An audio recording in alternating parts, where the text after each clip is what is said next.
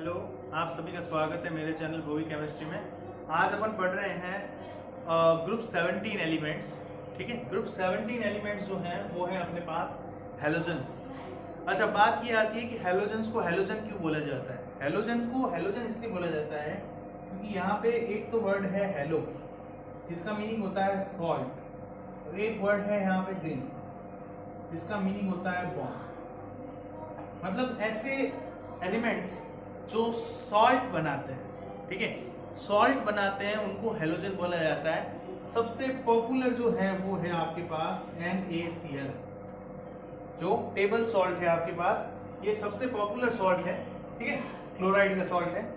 तो ऐसे एलिमेंट्स जो सॉल्ट बनाते हैं उनको हेलोजन बोला जाता है। इसमें एलिमेंट्स होते हैं फ्लोरीन, क्लोरीन, ब्रोमीन, आयोडीन और एस्टेटिन। 5 एलिमेंट होते हैं। ठीक है, फ्लोरीन, क्लोरीन, ब्रोमीन, आयोडीन और एस्टेटिन। ठीक है, एक बात और देखी जाती है कि इनमें सिमिलैरिटी बहुत प्रेजेंट रहती है। फिजिकली, केमिकली प्रॉपर्टीज इनकी बहुत ही सिमिलर होती है आपस में, जबकि बाकी ग्रुप्स में ऐसा नहीं होता। इवन ये सब नॉन मेटल्स में आते हैं, जबकि अपन ने बाकी जितने भी ग्रुप पढ़े हैं उनमें कुछ मेटल्स होते हैं, कुछ मेटलॉइड्स आते हैं, कुछ नॉन मेटल्स होते हैं। ठीक है, तो ये सारे नॉन मेटल्स में आते हैं। तो अपन आज इनके बारे में पढ़ेंगे। ठीक है, फर्स्ट अपन इनका जो टॉपिक पढ़ेंगे वो है अकरेंस। मतलब ये पाए कहां जाते हैं, इनकी अकरेंस कैसे होती है। फ्लोरीन जो होता है वो मोस्टली प्रेजेंट रहता है फ्लोराइड की फॉर्म में, फ्लोरोएपेटाइट की फॉर्म में। ठीक है, फ्लोराइड, फ्लोरोएपेटाइट और क्रायोलाइट की फॉर्म में प्रेजेंट रहता है। फ्लोराइड, फ्लोरोएपेटाइट एंड क्रायोलाइट की फॉर्म में प्रेजेंट रहता है। और उसके अलावा फ्लोरीन रिवर्स में, सी में, ठीक है, सी और समुद्र, रिवर्स, नदियां, वहां पे प्रेजेंट रहता है फ्लोरीन का कुछ अमाउंट। ठीक है, उसके अलावा कुछ कह सकते हैं आप सी एनिमल्स में, और एनिमल्स में बोन्स में, टीथ में, इनमें प्रेजेंट रहते हैं फ्लोरीन के कुछ सॉल्ट्स। ठीक है, या फ्लोरीन के कुछ कॉम्प्लेक्सेस। क्लोरीन, ब्रोमीन और आयोडीन, क्लोरीन, ब्रोमीन और आयोडीन तीनों ही मराइन इकोसिस्टम में प्रेजेंट रहते हैं। ठीक है, इनमें कुछ मतलब ये पाए जाते हैं कुछ मराइन आप इकोसिस्टम में, एनिमल्स में मान सकते हैं, और कुछ कोरल रीफ्स में मान सकते हैं, और इनका कुछ भाग प्रेजेंट रहता है, जैसे आयोडीन एंड ऑल का प्रेजेंट रहता है अपने पास। आयोडीन एंड ऑल का सी वीड्स में प्रेजेंट रहता है ना, समुद्र में जो पौधे उगते हैं, समुद्र में जो खरपतवार उगती है, वहां पे प्रेजेंट रहता है इनका अमाउंट। ठीक है, और एस्टेटिन जो है लास्ट, एस्टेटिन एक रेडियो एक्टिव एलिमेंट है। ठीक है, तो एस्टेटिन का तो अपने को अभी यहाँ पे इतना देखना ही नहीं है, अपने को मोस्टली आयोडीन तक ही चलना है। अपन जितनी भी प्रॉपर्टीज पढ़ेंगे सब आयोडीन तक की ही पढ़ेंगे, क्योंकि एस्टेटिन है रेडियो एक्टिव पदार्थ। रेडियो एक्टिव का जैसे मैं बता चुका हूँ कि रेडियो एक्टिव को स्टडी करना बहुत ही कॉम्प्लेक्स है और बहुत ही हार्ड है। विदाउट मतलब प्रिकॉशंस इसको स्टडी नहीं किया जा सकता, मतलब पूरा ध्यान देना पड़ता है। ठीक है, तो एस्टेटिन के बारे में अपन यहाँ पे कम ही पढ़ेंगे, और एस्टेटिन को रेडियो एक्टिव एलिमेंट बस इतना कह के छोड़ देना है। उसके बाद बात आती है electronic configuration. Electronic configuration, electronic configuration क्या होता है।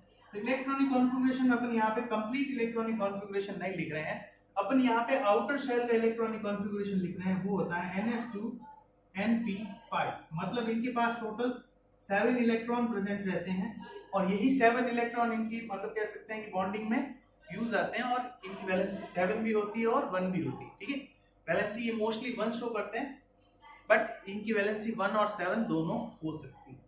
ठीक है, इलेक्ट्रॉनिक कॉन्फ़िगरेशन ये होता है, मतलब जस्ट एक इलेक्ट्रॉन कम होता है इनके पास electronic stable inert gas electronic configuration attain करने के लिए। उसके बाद इसका जो अगला एटॉमिक कैरेक्टर आता है वो आता है आयोनाइजेशन एंथैल्पी। Ionisation enthalpy. तो जब आप आयोनाइजेशन एंथैल्पी की बात करते हैं, तो आयोनाइजेशन एंथैल्पी में अपने को वैसे तो जनरल ट्रेंड देखने को मिलता है। ठीक है, left to right ionisation enthalpy क्या होती है, इंक्रीज होती है। Left to right ionisation enthalpy increase होती है, और up to down ionisation enthalpy क्या होती है, डिक्रीज होती है। बट यहाँ पे अपने को क्या देखने को मिलता है कि ये जो एलिमेंट होते हैं इनकी आयोनाइजेशन एंथैल्पी बहुत ज्यादा हाई होती है। आयनाइजेशन एंथैल्पी से अपना मतलब तो आप समझते ही हैं कि मतलब एक इलेक्ट्रॉन को वैलेंस शेल से रिमूव करने के लिए दी जाने वाली एनर्जी।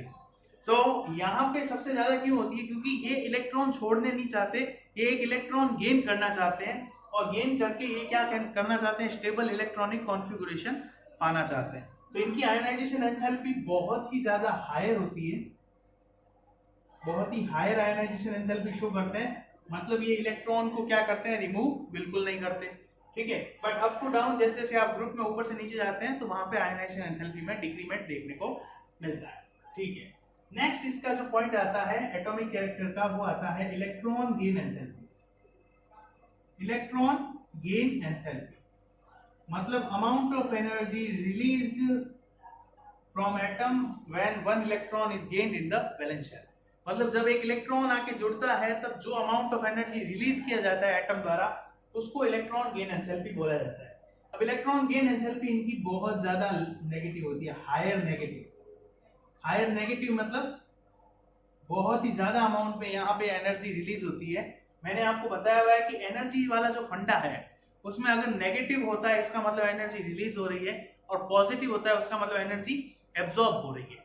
तो ये एक हाईली नेगेटिव होने का मतलब है बहुत ज्यादा अमाउंट ऑफ एनर्जी रिलीज होती है, क्योंकि ये जल्दी से जल्दी एक इलेक्ट्रॉन गेन करने की कोशिश करते हैं और स्टेबल कॉन्फ़िगरेशन अटेन करने की कोशिश करते हैं। बाकी अप टू डाउन इनका वही अपने को ट्रेंड देखने को मिलता है, electron gain enthalpy less negative होती जाती है, ठीक है। तो ये इनका सीन है। इलेक्ट्रॉन गेन एंथैल्पी में एक इंपॉर्टेंट पॉइंट ये है कि इलेक्ट्रॉन गेन एंथैल्पी क्लोरीन की फ्लोरीन से ज्यादा होती है। ऐसा क्यों है भाई, इस बात को समझने के लिए अपन देखते हैं कि फ्लोरीन की जो साइज होती है वो फ्लोरीन की साइज बहुत ही छोटी होती है, क्योंकि उसमें last orbital 2p orbital present रहता है ना। तो फ्लोरीन की साइज बहुत ही छोटी होने के कारण वो क्या करता है कि जो भी नेक्स्ट इलेक्ट्रॉन आ रहा है बाहर से उसको क्या करता है, रिपेल करता है, ठीक है। जिसको अपन डायग्राम से समझते हैं, जैसे अपने पास ये हो गया फ्लोरीन का एटम, ठीक है। ये हो गया अपने पास फ्लोरीन का एटम, यहाँ पे इलेक्ट्रॉन है, और ये जो बाहर से इलेक्ट्रॉन आ रहा है इनके बीच में क्या हो रहा है, स्ट्रॉन्ग रिपल्सन। स्ट्रॉन्ग रिपल्सन, और स्ट्रॉन्ग रिपल्सन हो रहा है। स्ट्रॉन्ग रिपल्सन होने के कारण क्या होता है कि ये इलेक्ट्रॉन लेने की टेंडेंसी कम शो करता है। फ्लोरीन बहुत ही कम इलेक्ट्रॉन लेने की टेंडेंसी शो करेगा, जिसके कारण क्या होगा कि इसकी तो इलेक्ट्रॉन गेन एंथैल्पी क्या होगी, लेस नेगेटिव, जबकि क्लोरीन की इलेक्ट्रॉन गेन एंथैल्पी ज्यादा होगी। इसको ऐसे समझ सकते हैं कि एक आपके पास छोटी बस है और एक आपके पास ट्रेन है, तो छोटी बस में कम लोग जा सकते हैं और ट्रेन में कितने भी लोग जा सकते हैं।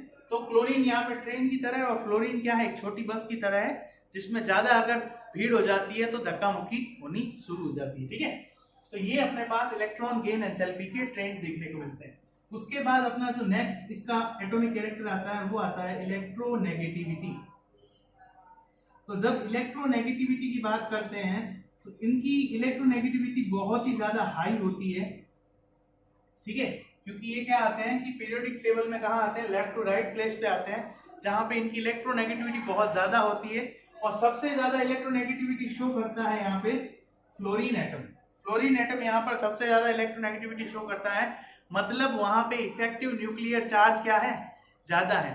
तो फ्लोरीन क्यों शो करता है, सबसे पहले उसकी साइज छोटी है और उसका इफेक्टिव न्यूक्लियर चार्ज ज्यादा है, इसके कारण फ्लोरीन सबसे ज्यादा इलेक्ट्रोनेगेटिविटी शो करता है, और हायर इलेक्ट्रोनेगेटिविटी सारे एलिमेंट्स के द्वारा शो की जाती है। उसके बाद अपन क्या करते हैं कि इलेक्ट्रोनेगेटिविटी के बारे में पढ़ लिया अपन ने, इलेक्ट्रॉन गेन एंथैल्पी पढ़ लिया, ionisation enthalpy, electronic configuration occurrence, ये अपने पॉइंट हो जाते हैं कंप्लीट एटॉमिक कैरेक्टर्स। नेक्स्ट अपन पढ़ेंगे अब फिजिकल प्रॉपर्टीज के बारे में। फिजिकल प्रॉपर्टीज, तो फिजिकल प्रॉपर्टीज की जिस टाइम बात की जाती है तो पहले अपन इनके क्या कर देते हैं, इलेक्ट्रॉनिक कॉन्फ़िगरेशन लिख देते हैं, ताकि अपने को ये समझने में आसानी रहे।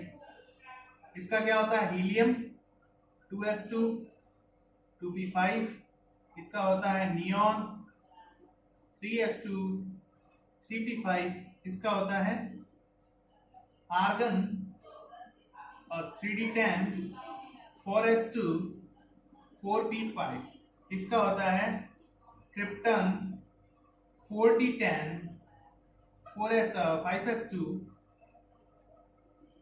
5p5। और इसका होता है एस्टिटीन का xenon 4F14 5T10 6S2 6P5।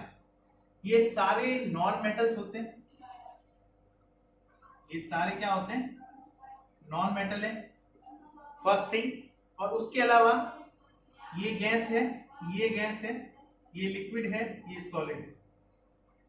Liquid, gas, gas और ये गैस, और ये होता है रेडियो एक्टिव। ठीक है, एस्टेटिन यहाँ पे रेडियो एक्टिव है और आयोडीन सॉलिड है, ब्रोमीन लिक्विड है और बाकी दोनों गैसियस नेचर के होते हैं। ठीक है, तो ये इनकी फिजिकल प्रॉपर्टीज में फर्स्ट थिंग हो जाती है कि किसकी फिजिकल स्टेट क्या है।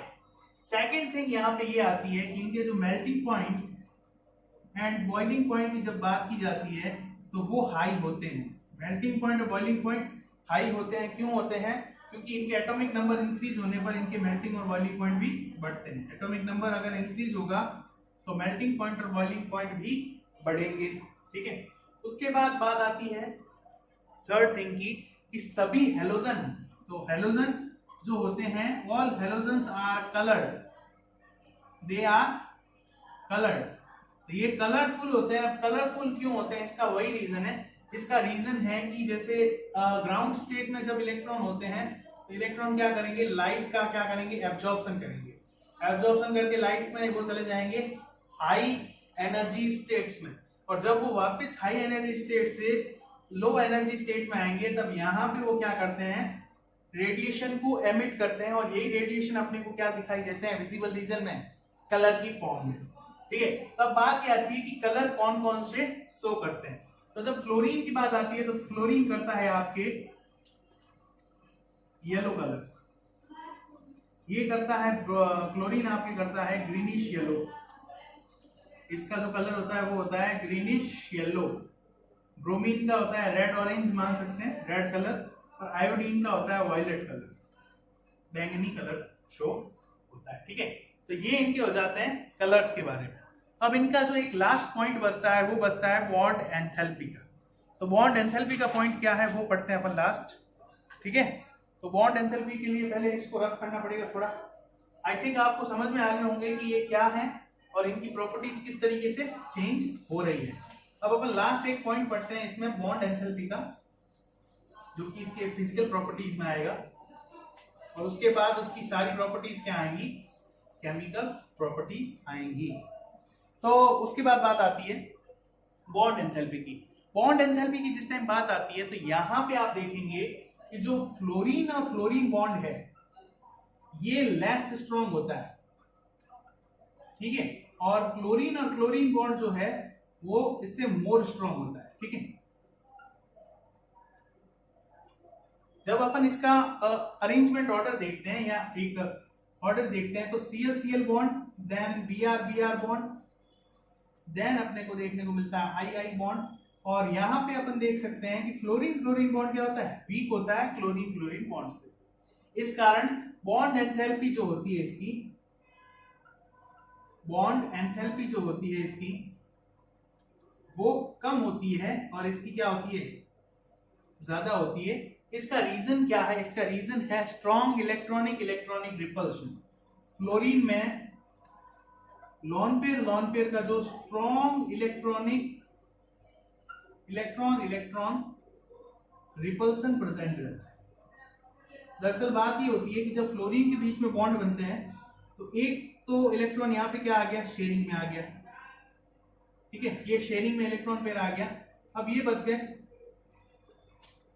तो ये जो लॉन पेयर्स होते हैं इन इलेक्ट्रॉन में आपस में क्या होती है, रिपल्सन होता है। रिपल्सन क्यों होता है, क्योंकि इनकी साइज बहुत छोटी है फ्लोरीन की, तो इस कारण ये इलेक्ट्रॉन पास में आ जाते हैं और इनमें रिपल्सन होता है। और इस रिपल्सन के कारण यहाँ पे इसकी बॉन्ड रिपल्सन के कारण क्या होता है, बॉन्ड एनर्जी इसकी कम हो जाती है।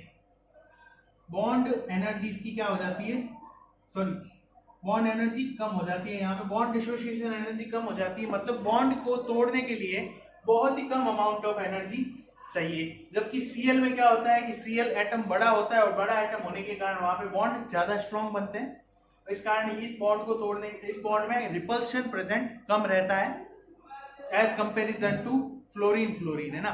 तो इस कारण क्या होगा कि क्लोरीन का तो मोर स्ट्रॉन्ग बॉन्ड होगा, उसकी बॉन्ड एनर्जी ज्यादा होगी, जबकि फ्लोरीन की कम होगी। तो यहाँ पे अपने को ये ऑर्डर देखने को मिलेगा बॉन्ड का।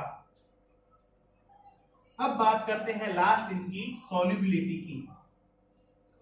सॉल्युबिलिटी की जब बात की जाती है तो फर्स्ट अपने पास मन में यही आता है, सॉल्वेंट कौन होना चाहिए? वाटर। तो वाटर सॉल्वेंट होना चाहिए। तो फ्लोरीन और क्लोरीन ये दोनों तो क्या करते हैं, रिएक्शन कर लेते हैं वाटर के साथ। तो रिएक्शन कर लेते हैं, इसका मतलब सॉल्युबल तो हट गए। अब बात आती है ब्रोमीन और आयोडीन जो होते हैं वो स्प्रिंगली सॉल्युबल होते हैं। स्प्रिंगली मतलब बहुत कम अमाउंट में, स्प्रिंगली सॉल्युबल